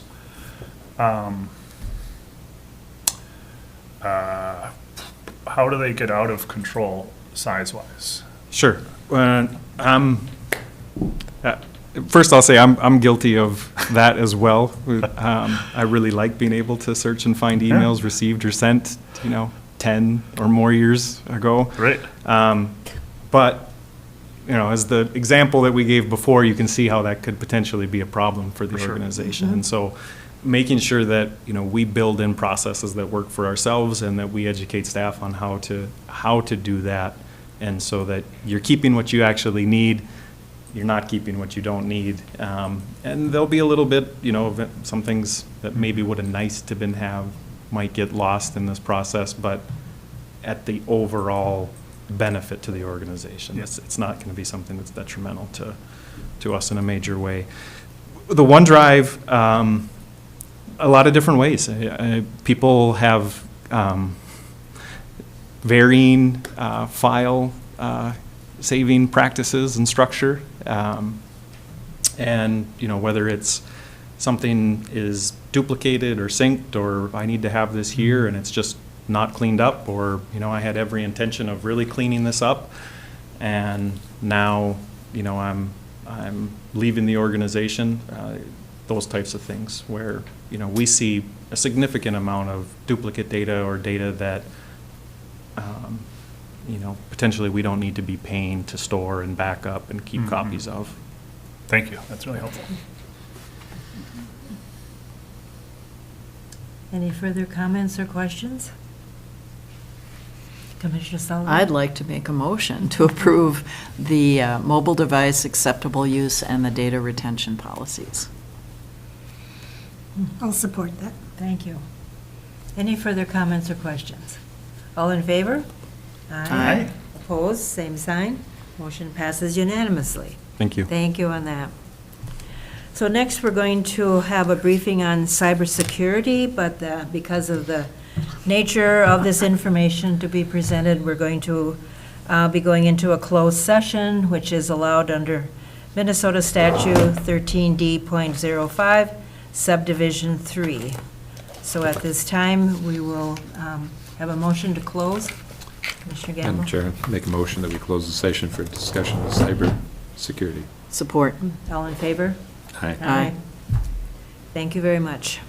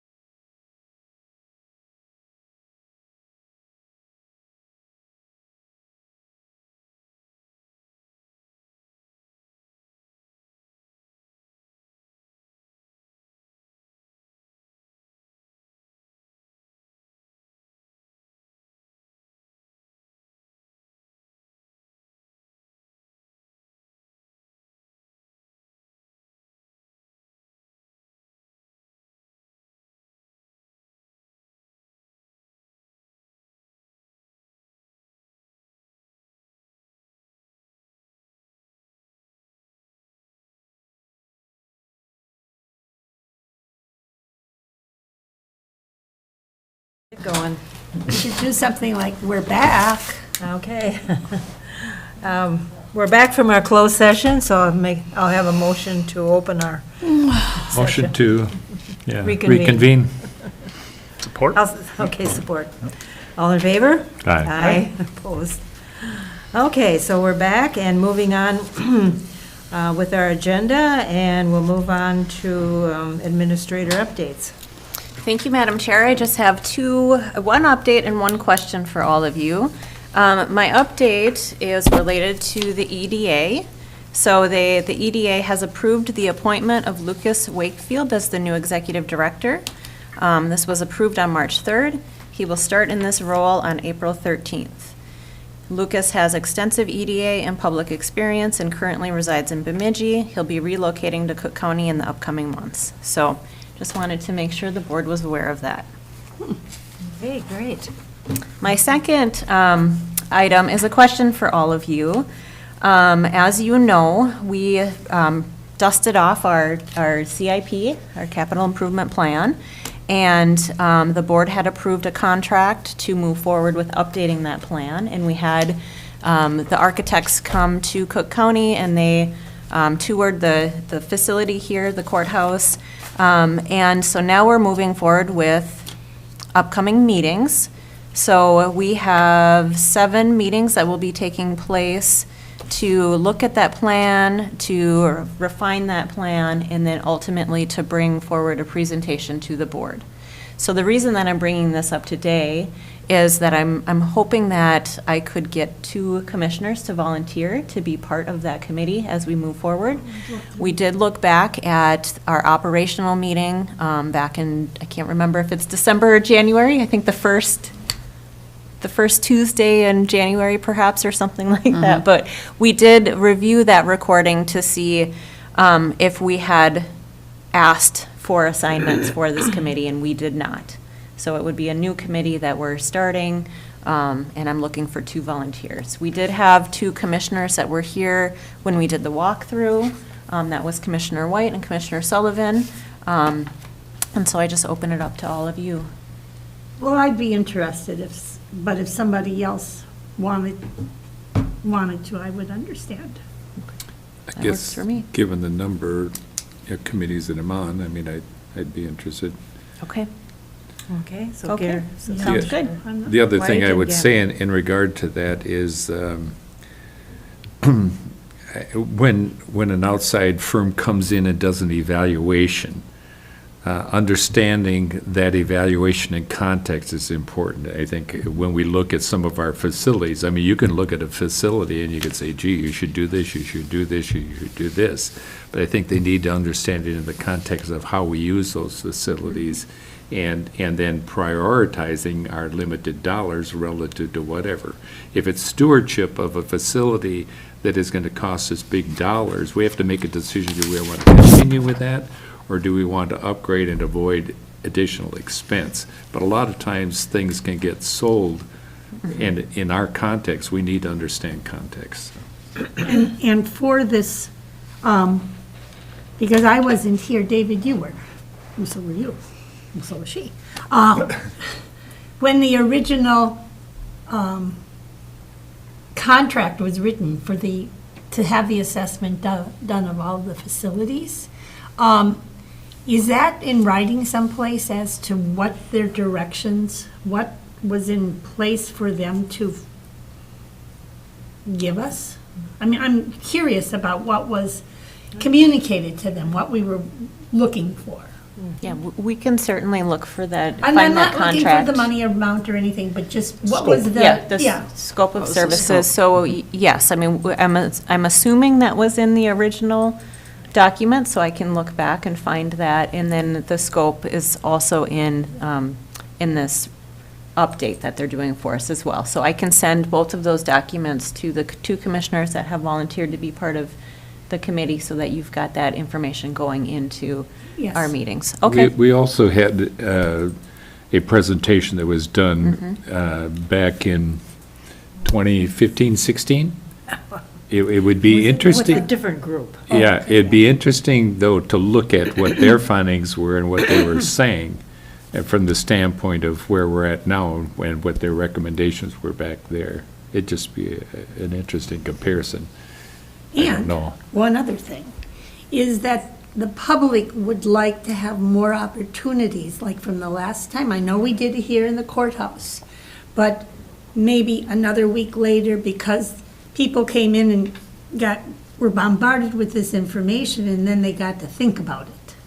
And then just to have an opportunity, not that it would change things, but it's just, I don't know what will come to their minds, as they don't either, so that's all. And that's something we would certainly be discussing as a committee, to talk Sure. about what does public outreach look like for this project? How do we make sure that we're soliciting input and feedback as we move forward? Absolutely. Thank you. Okay. Thank you on that report. Moving on to Commissioner report, meetings, updates. I'll just bring up a couple things. A reminder that ARDC is having a listening session. Josh Bergstrom is doing that. He started coming around to the different counties, so he'll be coming here to Cook County on April 7th at 10 a.m. to 12 p.m. and meeting at the Grand Marais City Council chambers. So I'm hoping we can have a robust discussion on the Well, area. ARDC, there were a number of us that showed up for a meeting with the ARDC. It had been put into our calendars, including the principal, and somebody drove in from Schroeder, and it was canceled, and 3 of us never got notification that it was canceled. I mean, we had good conversations in the middle of the street, the 3 of us, but I would like to not have to drive in for some meeting that doesn't exist. I can say we got the information, and we did send it to WTIP. Well, that doesn't help if you're Yeah. not listening to TIP. But I am aware that they received the information and Okay. did put the Yeah, correction out there. it was kind of a quick turnaround. Yeah. Due to situations. Well, I assume there was some Decisions. valid reason Yeah. for that. It wasn't a personal attack on Yeah. the superintendent and. Yeah, right. Okay, and then we're moving along with ARDC having applications through DDA for the financial director and for the ARDC director. And the word went out on Monday for people to respond regionally, all over the upper Midwest. So we're working on that. Okay, and that's my report right now. Anybody else? Meetings, updates? I was going to ask Commissioner Gamble if you're able to go to Grand Portage for Parks and Trails or unable. I was anticipating it, but I am participating in this leadership AMC. Oh, right. Yeah, so because that, if it were like the budget and finance was afterward, but no, I did have it on my schedule, but then when this schedule, I would not be able to. But thanks for asking. Commissioner Sullivan? Thank you, Madam Chair. Had an opportunity to meet as part of the Boundary Waters Collaborative recently, and we're continuing to talk about permits and reservations, motorized permits for the day, and are preparing a report that will include some recommendations coming forward in May. Cook County Coalition of Lake Associations met, and they gave steering committee updates, talked about water sampling, get the lead out, and they're working on legislative engagement, community outreach and connection, and also partnerships throughout the county. HRA met, and Commissioner Gamble, you may want to add something, but we talked a little bit about the heights, and there was a nice affordability analysis that they're looking at. And so the HRA will be working with the investors in the Heights to try to work out some ways that they can even create more opportunities for people to get some financial assistance. Highway Advisory met, and Commissioner White and I were there, and Dwayne Hill, Levi Brown. We had folks from MnDOT, and it was really wonderful to have them there. They are actually writing a letter of support for our Gunflint Trail project, and that will be sent to Representative Stauber's office, along with other letters that are being collected currently. Cook County Historical Society met, and it was a regular meeting, but they indicated they've filled one of their internship positions for the summer and a part-time position as well. Airport Advisory, we're still, Brady, waiting on the truck.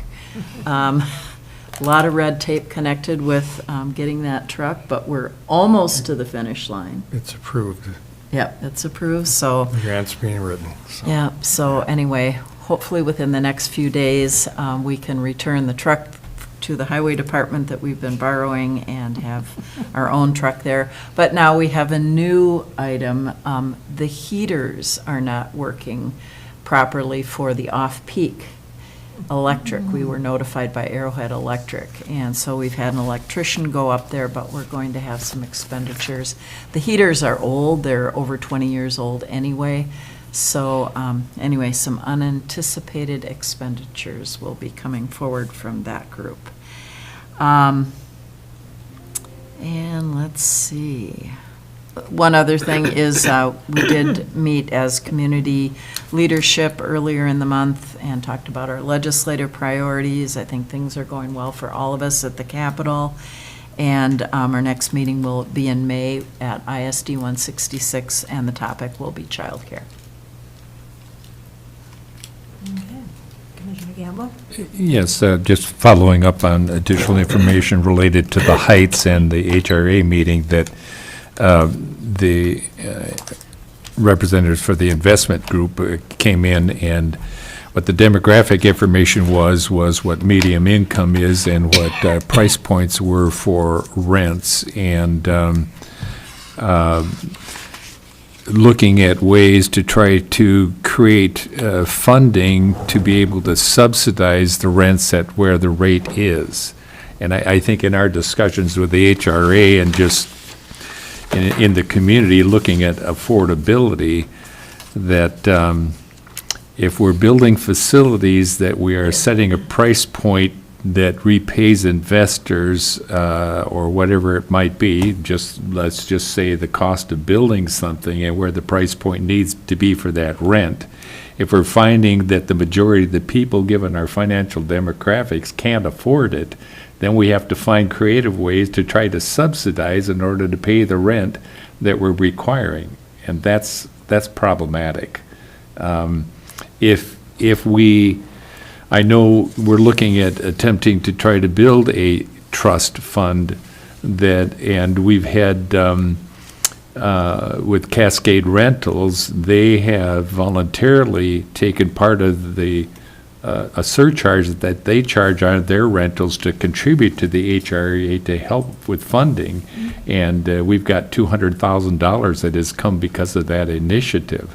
But what it says that when we're looking at decisions that we're making at affordability within our community, and we look at the percentage of people that are on fixed incomes, their ability to continue to live here is predicated on affordability. And so this is just another indication that we need to understand where we're at and to make things affordable for the diversity that exists within our community. So, Okay. Anyone else?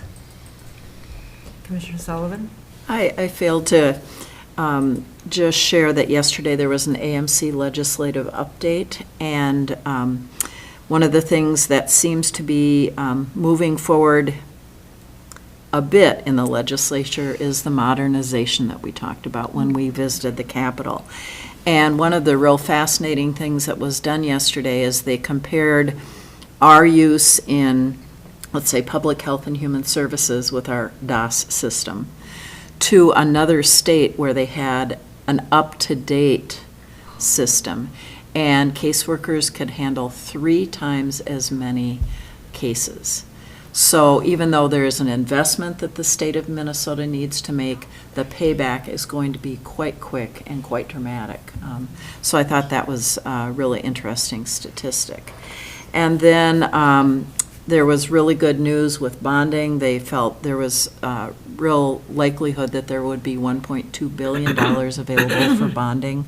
So that leads us in, leaves us with a good feeling regarding our request for the Gunflint Trail for our transportation needs. And then they talked a little bit about solid waste. I know Tim Nelson participated in the meeting yesterday, and there will likelihood be funding that will come from the producers of batteries, which are causing fires in our transfer stations. That is very likely to pass this year. Hearings are occurring this week on that. So I just wanted to share those 3 quick updates.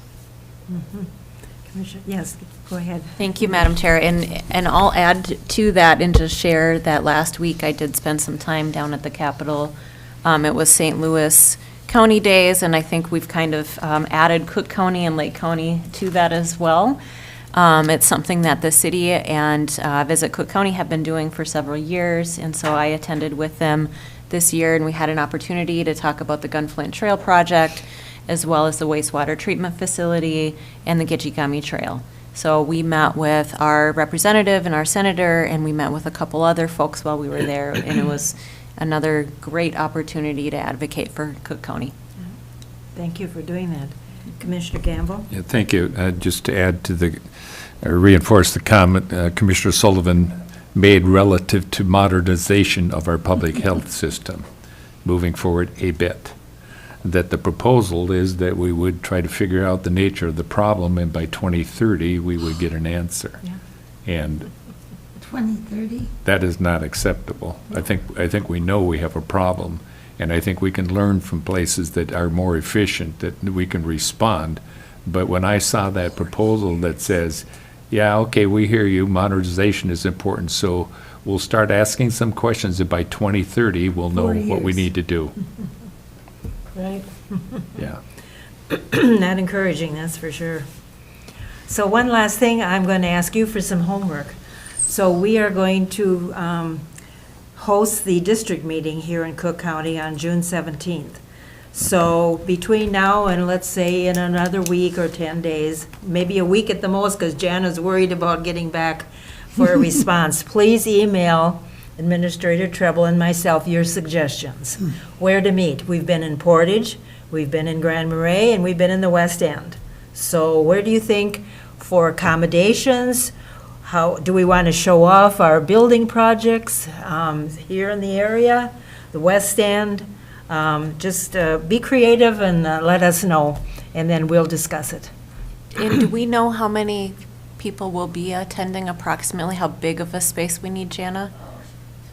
Oh, that's Well, okay. usually it's 9 different counties. Counties, okay. And you can have up to 75 people. Okay. Between 50 Might not and hurt 75, to don't inquire you and think? find out what historically, in the last few years, what, not COVID, but Okay, I have information. When Suzanne at AMC emailed us, looking for a space that can accommodate approximately 30 people, classroom style, that has a screen and preferably Wi-Fi.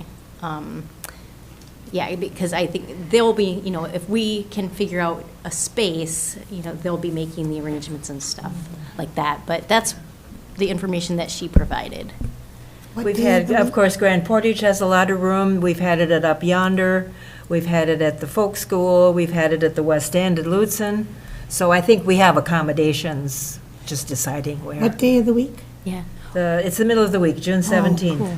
It's on a Wednesday. What I can do is I'll send an email right now to all of you commissioners and copy Kristen, reminding you to get back to Ginny and Kristen, but with the date, the time frame that they're looking at. Again, she's just reached out to us about a space for the meeting, and then once we figure that out, and if we can help with, reserving that space, then they will go ahead and figure out the rest of the details, including like lodging accommodations and stuff like that, so. And typically, there's, the format for these is that the evening before the actual meeting, there's an activity or something that gets Sometimes you could do that. scheduled, and then the meeting in the morning. Good, Yeah. till noon.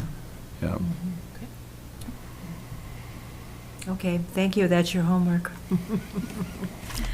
Okay, let's see. We have upcoming meetings to note. We have a cancellation of the Budget and Facility Advisory Committee this afternoon. Starting Wednesday, some of us will be in Nisswa for a leadership workshop. And our next official board meeting will be already in April, so we're moving along, April 14th. Moving along. We also have correspondence memos in here on HR board report on staffing changes. Anything else anybody needs to mention? Otherwise, no further business, we are adjourned. Thanks, everyone. Thank you. Thank you. Thank you.